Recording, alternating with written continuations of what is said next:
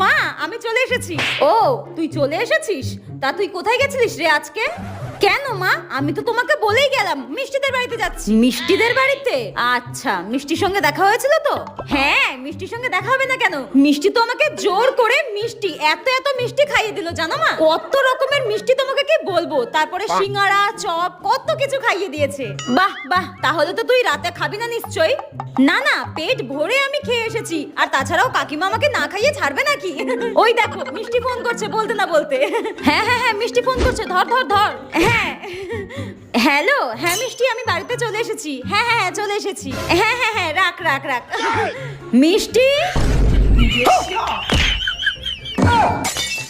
তুই যে 1 মাস আগে আমার কাছ থেকে নীল শাড়িটা নিয়ে এসেছিলিস, ওটাই নিতে এসেছিলাম তোর কাছ থেকে।